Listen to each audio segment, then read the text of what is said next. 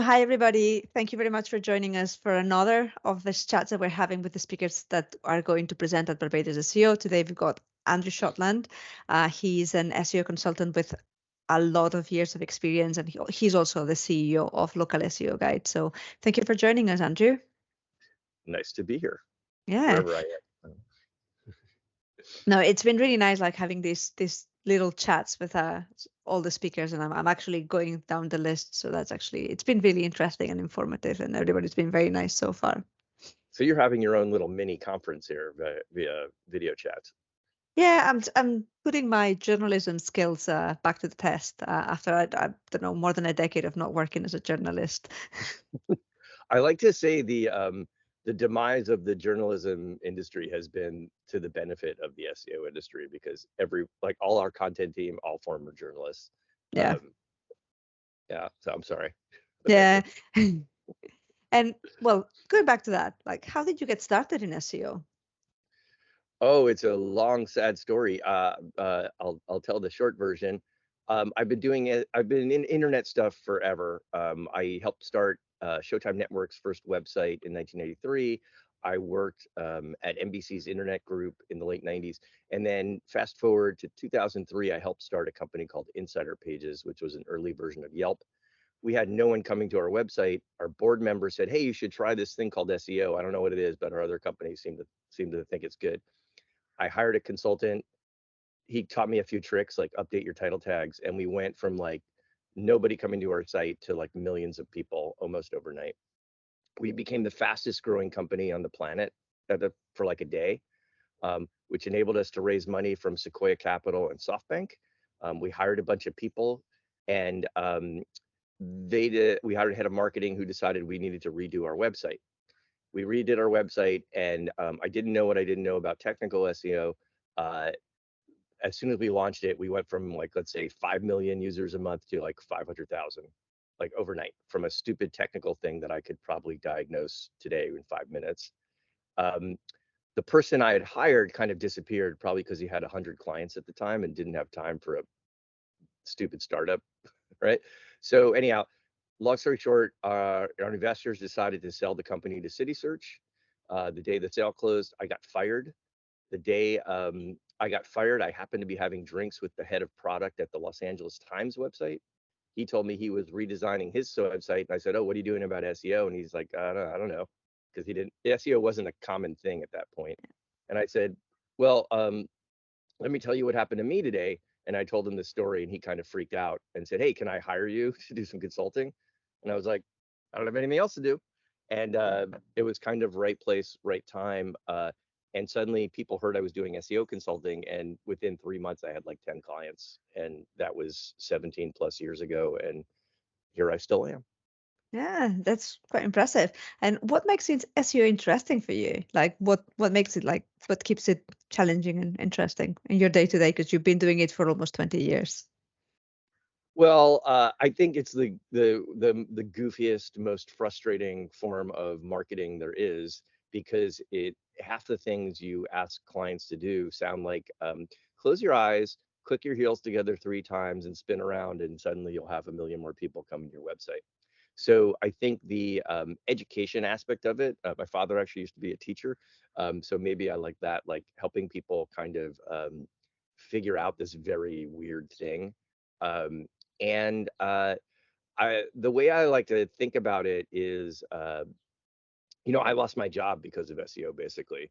And so we kind of look at it as we're helping people either create jobs or save jobs. And so it's kind of very gratifying that way. But I think at the end of the day, what I really love most about it is it's like solving puzzles. And I guess I like solving puzzles because every day is like, I don't know why Google's doing that.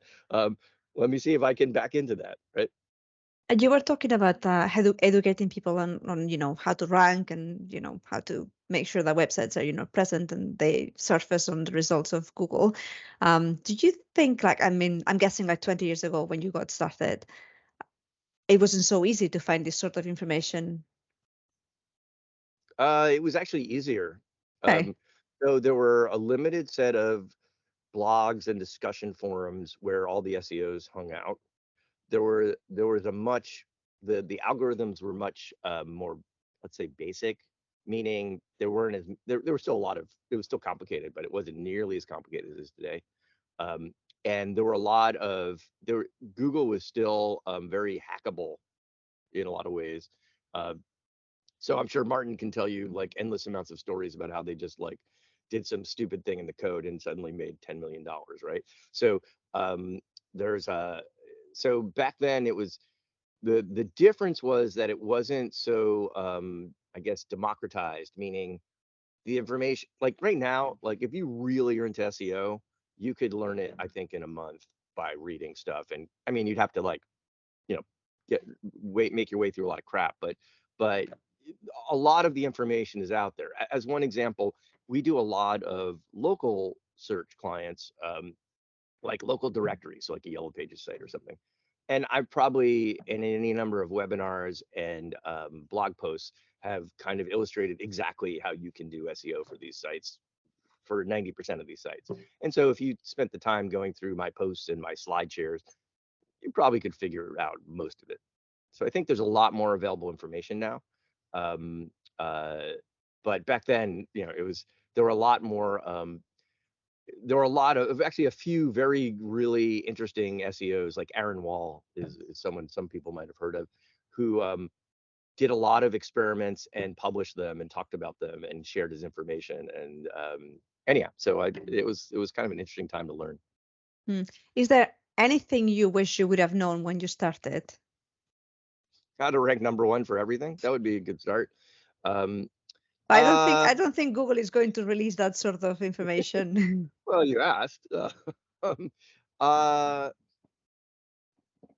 Anything I wish I'd known. I don't know the answer to that question. I mean, yeah, you just always want to know, like, what I always say to my team when we're doing research is we want to be 1% better than everyone else, because that 1% delta is huge across like the entire corpus of search results, and because you can never know everything, and so yeah, I'd want to kind of know what's the right path for picking like these 1% gains reliably, but I don't know, like, yeah, what's the best trick? I think is what everyone wants to know, right?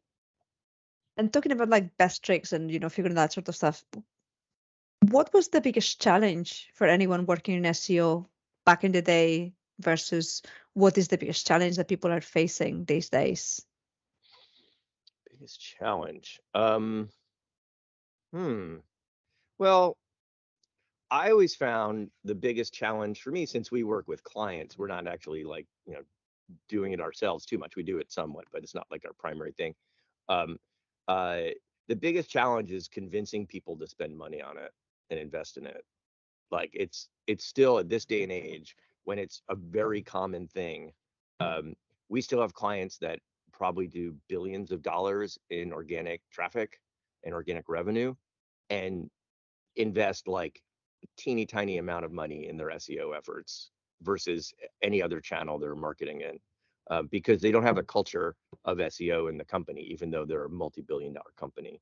Um, and then that's the same for startups, for mid-sized companies, everything. I would say it's still uncommon for businesses to be, let's call it SEO first. There are plenty of them, and those are the ones that are really crushing it at SEO because they understood very early on in their lives that SEO is going to be the key to their success, because if it works, it's basically amortizing the customer acquisition costs across all channels. I think I had this conversation, I think it was with Cindy Crum. I'm not entirely sure we'll release that video yet or not.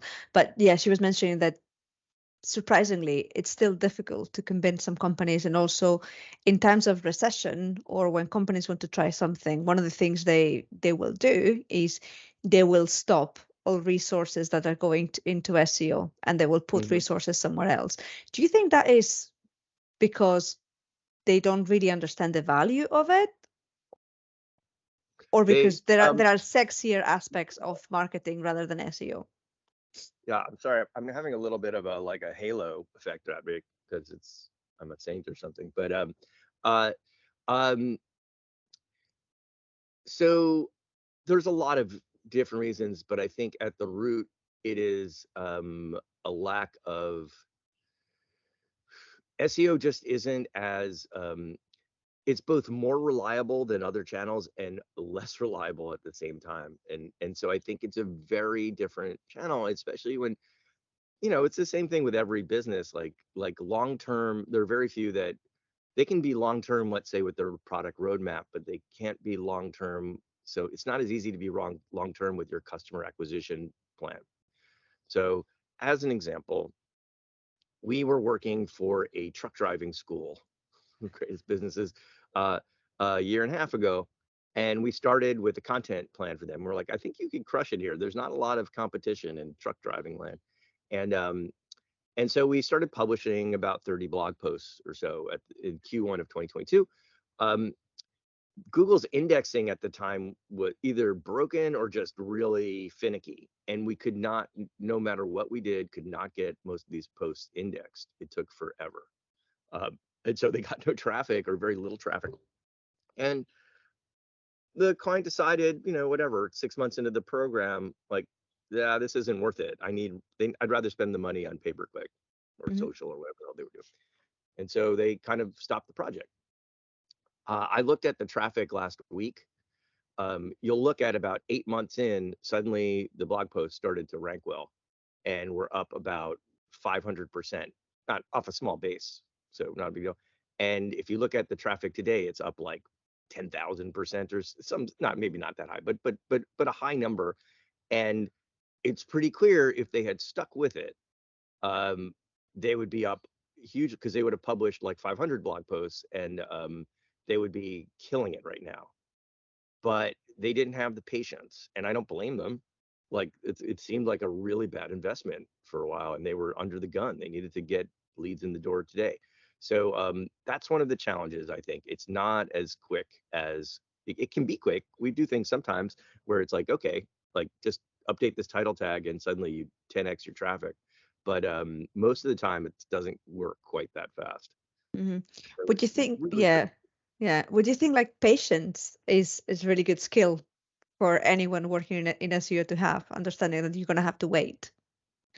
Well, I think it's patience in anything. Like if you could spend 6 months building a product, right? And then it's going to take 6 years for that product to really fulfill whatever you were trying to do, right? So I think I think businesses have patience. They just don't have patience for SEO because they don't understand how it works.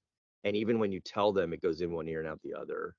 And so I have plenty of cases where we're like, before you sign the contract, let me show you some examples of how things didn't happen overnight and how you had to invest in it. Like it's not just do an audit and everything's great. It's like do an audit and then spend money. And most Mm. businesses aren't prepared. They're prepared to do an audit, but they're not prepared to spend money.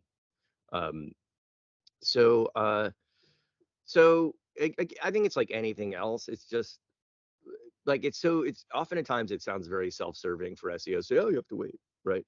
But I think it's much more about you constantly have to be educating and communicating with the stakeholders to get them to understand how it works. And yeah, you have to be convincing. You have to tell a good story and have good data. So over whatever a decade or two of doing this, we have some data. Whether anyone pays attention to it or not, that's always a hard part. Um, and what would you say are the best things of the SEO industry? Because we've been talking about, clients sometimes don't really understand the value and all that sort of stuff. But what are the best things that the SEO industry has going for it? Oh, I think the best part about it is we think we're awesome, right? It's so funny. I think we think we're like on the cutting edge of everything because we see so many things. We're like in the thick of it with Google and stuff like that. Um, and no one understands what we do. No one, right? Like, it's funny. I have two teenage daughters, and I was talking to the 16-year-old the other day, or she was talking to me, and somehow the subject of doing SEO came up, and she's like, "Do you think anyone thinks doing SEO is cool, Dad?" I was like, no, probably not. So we're a very cool group of uncool people, I think is what's good about it. And the fact that you can if you kind of know how to pull the right levers, you can really work what feels like magic. Um, as an example, I published a blog post on Yellow Pages stuff, SEO, like in 2007. And that blog post is still cooking in Google after, what is that, 16 years? Yeah, almost And, 20 years. yeah, for 2 hours of effort 16 years ago, I have a page that has like generated like millions of visits and still gets thousands of visits a month. And it's like it feels like magic, right? Or like some superpower or something when it works. Hmm. Yeah, and what would you say are the worst things of the industry? Worst things of the industry. Um, I What's the worst things of the industry? I don't know. I mean, it's well, I think the to me the worst thing is we don't know 100% how it works. Yeah. Like I wish I knew everything, right? But I guess that's and even like brain surgeons don't know how it works. So I guess it's no different. I think the worst thing in general is all the misinformation that goes out, especially to small businesses. Um, we often will have a client where we see what someone else did for them, and like, I can't believe you paid them money to do that, and they kind of these people kind of took advantage of their ignorance, or if they didn't take advantage of their ignorance, they were ignorant themselves, right? Hmm. They thought the thing they were doing was the right thing, and it was like, and we see it at all, like I'm sure we're guilty of it at once in a while, but we see it at all sizes of companies. As an example, we took over a client from a very well-known company in this industry that is like, in my view, like a really good agency, and but they clearly had too many clients and the wrong person was working on this one account, and it was like a local business and everything they did was national, like had no Mm. bearing, like they were getting them a ton of traffic from like New York. Unfortunately, the company's in California. Yeah. So I think that's also a problem, is training, especially like over the last couple of years, it's been really tricky because as a whole, the industry grew insanely because of COVID related factors. And I think we all hired and tried to take advantage of it. And some of us probably did better than others in terms of training the people who got to take over these new accounts. Talking about like local SEO and this particular client, for example, that's something when I was talking to Greg Gifford, who is also going to speak at the conference, and Yeah. he was mentioning how local SEO is different from normal SEO, between brackets, obviously, because what's normal, um, and that sometimes people like expect it to be the same. Do you think like local SEO is also kind of like the ugly duckling of SEO? The ugly duckling. Well, I guess the ugly duckling turned into a beautiful swan, right? Uh, I think it's one of the it's interesting. It's one of those things that a lot of SEOs kind of put in a box, and they're like, oh, it's local SEO, right? Um, my take on SEO is you should be, in some ways, it's good to specialize. So like Greg is Mr. Google Business Profile, right? But at the same time, it's like none of these things are so unbelievably complicated that you like the same principles apply, whether it's Hmm. e-commerce, media, local, B2B, whatever. Um, Local has some nuance to it in that location is a big factor. Um, and there's a bunch of other factors, but so I don't think it's ugly ducking. In fact, it's probably the number one consumer of SEO because there's so many local businesses. So so that's why It's we've always yeah, been it's possibly interested. like one of the most useful ones because people are mostly searching for things that are in their local area most of the time. Yeah, and you can see over the last few years, Google has really favored local businesses in its results, or tried to. Uh, as an example, we were working with Upwork, uh, helping them, and one day they lost like a huge swath of traffic, and we went to all the little tools, tried to figure out what's going on, and we saw, oh, all these like PHP developer type queries that you guys used to rank number one for, Google now is showing local packs for them, because or Google is showing jobs listings for them. So Google, so the as Google changes the intent, what we've seen is local has taken a huge swath of those search results because a lot of people want to find stuff that's near them. Mm-hmm. Like every e-commerce query over the last 5 years has become localized. Yeah. And you were also mentioning before something about like how misinformation is very prevalent these days in the industry. And, there's a lot of information that people searching for information need to sieve through. Is that one of the reasons, like, why localseo.com was sort of born? Because you guys have lots of really useful guides in there.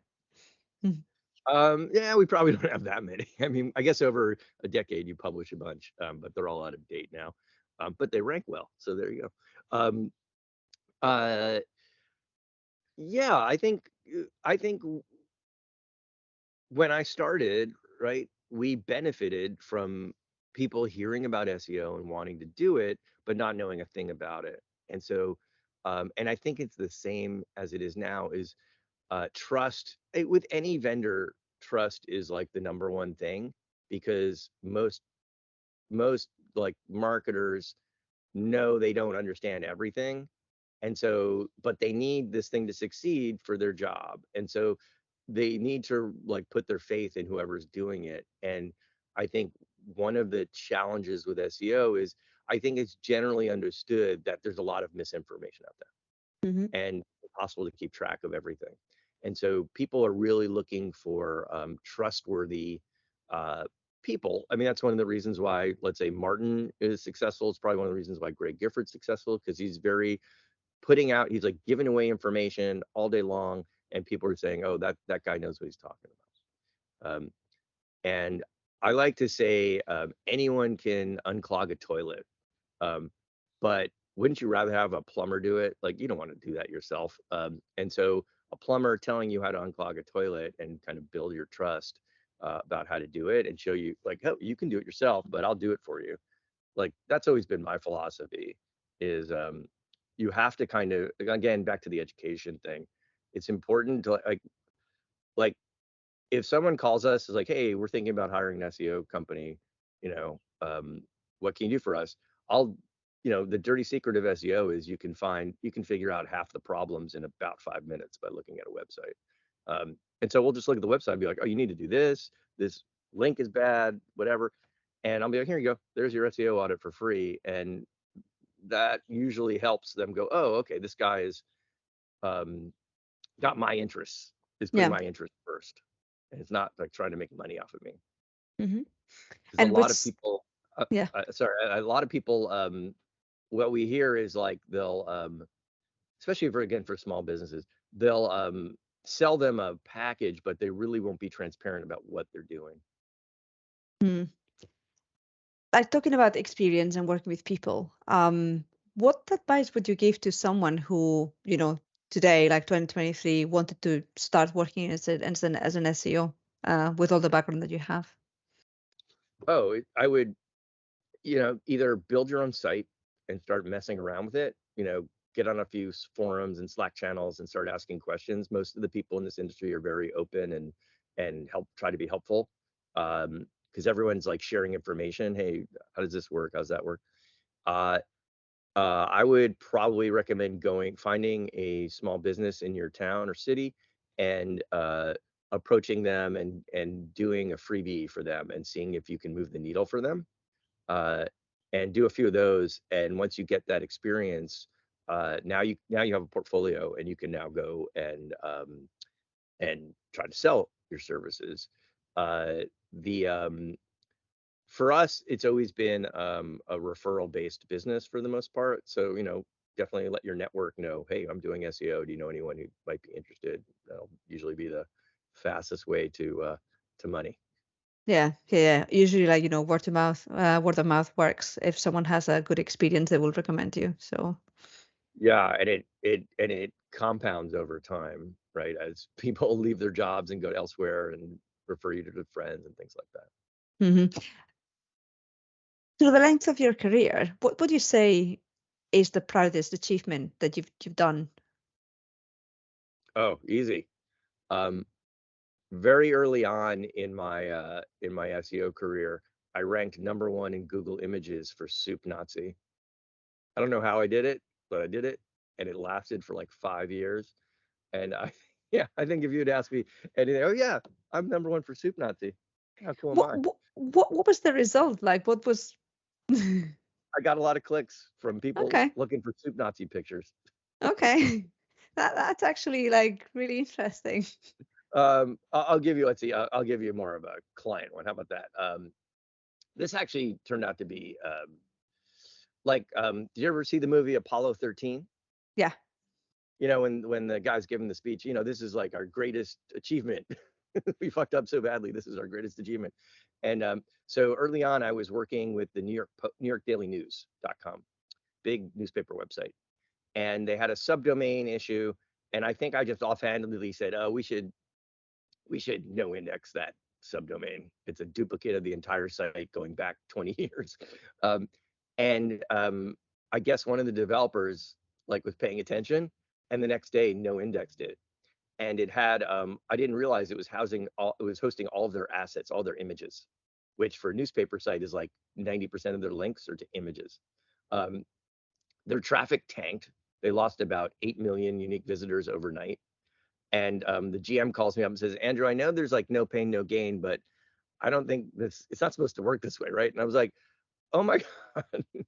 And I happened to be going to a conference that day, and I found someone at Google, and I told them what happened, and they somehow magically pushed a button and got the whole subdomain back in the index.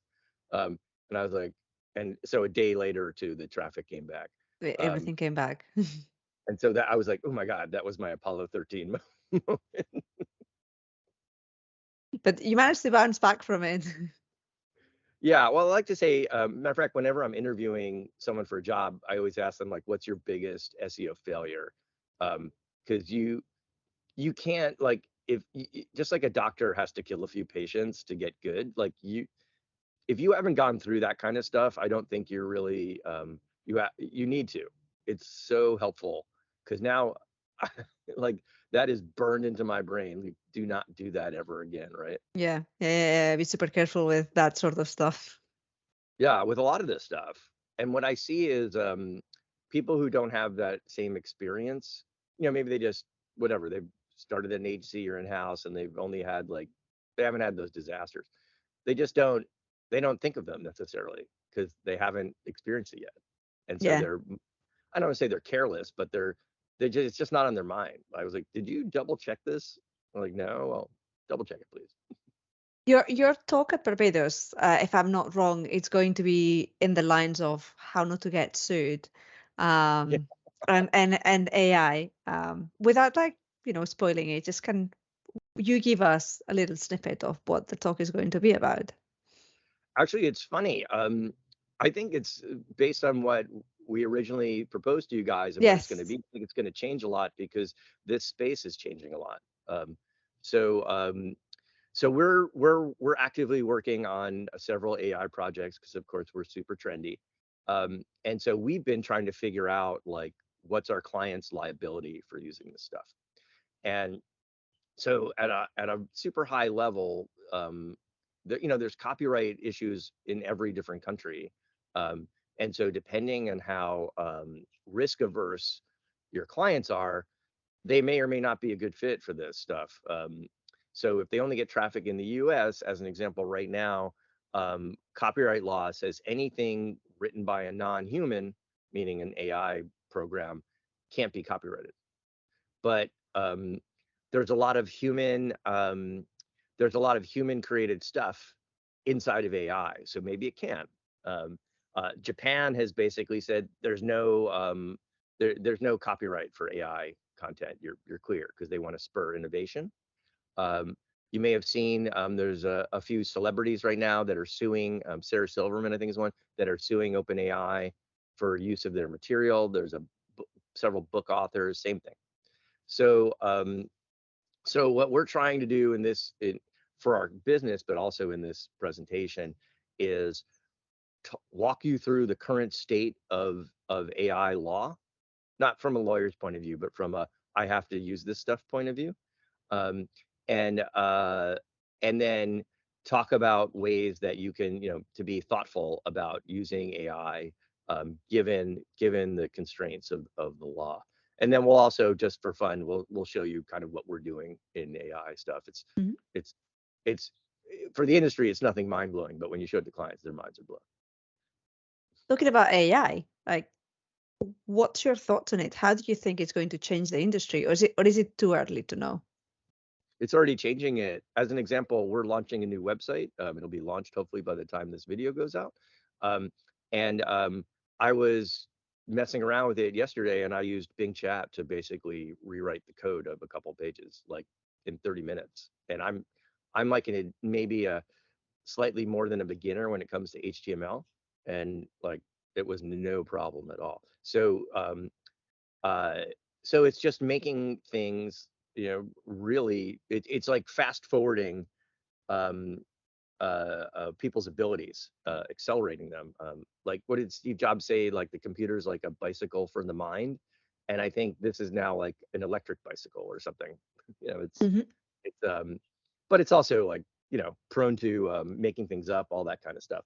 So it's still, you still have to be pretty careful with it. So when we're using it for content, like, there's still a heavy human editing part of it.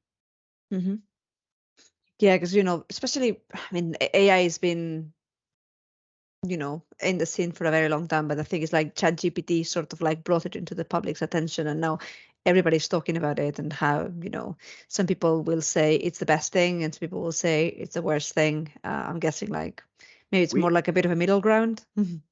it's creating a lot of weird requests. So as an example, we have a client that we do about, I want to say, like, let's say 20 to 30 pieces of content for them a month. And like 2 weeks ago, the client was like, okay, we're stopping everything. I'm like, why? It's like, well, the CMO has decided that we need to use AI for everything. And I was like, we're not writing like templated content. We're writing like really like nichey, you have to know what you're talking about stuff. And we can certainly use AI to kind of inform that, but I wouldn't trust that to AI right now. I think you're jumping way too far ahead on what you think this stuff can do. Um, so I think there's a lot of that where people are like, just give me AI now. It's going to be great. And we're like, well, it could be, but it, you, everything needs to be tested and stress tested for sure. Hmm. Before the call, I remember, like, you mentioning that you've already been to Barbados, but you've not really been to Barbados. How much are you looking forward to this? Oh, extremely. So as I mentioned, I did a seminar for a company called Global Directories, a Yellow Pages company in the Caribbean, and I had um, I had small children at the time, so I I flew to Barbados for about 6 hours, I think, and from California, and flew back. I did get to like dip my toe in the water. I think I insisted we stop, and I just went in, put my toe in. So I'm looking to like dip more than my toe in the water, I guess. And I'm really looking forward to getting some Barbadian, is it Barbadian or Barbadan, hot sauce. I'm a big hot sauce fan, and the Barbadian style of hot sauce is one of my favorites. Hmm. And we're getting to the end of, like, this kind of like this small chat. How would you convince someone to come to see everybody speak at Barbados? Because Barbados is not really around the corner for a lot of people. Well, I think the challenge with any conference, but a conference in a super nice place, is that there's going to be a perception that it's a bit of a boondoggle. Um, and I think the way to think of it is look at the quality of people who are coming here. Myself excluded, of course. Um, uh, but like, this is not just your typical SEO conference. There's a lot of really smart people, a lot of experienced people, and you get to be in a spectacular place. So if you said, oh, um, you could either go to the Barbados conference or you can go to like a conference in Houston. I don't know. It seems like a no-brainer. You're still going to have to buy a plane ticket. You're going to have to stay at a hotel. Um, Except in one place you get to have like a pina colada instead of a bud. So I don't. I think like I think if my I've had the most, I've gotten the most out of these smaller marketing conferences than going to like some place that has 2,000 people. Um, you can get to know people a lot better. You can have a lot more conversations about, like, hey, this is going on with me.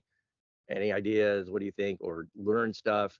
Um, you can do that at any conference, but these smaller conferences in really nice places, I found to be really like you get high value out of them versus going to these giant shows. Yeah. Well, I, for one, I'm very much looking forward to getting to meet you there in person and actually listening to your talk because it's a topic I'm very interested in. So thank you very much for joining me in this call, Andrew. My pleasure, Patricia. I'll see you in Barbados. Yeah. See everybody in Barbados. I'll see Bye. you in Barbados. All Yeah. right. Everybody. Bye. Bye.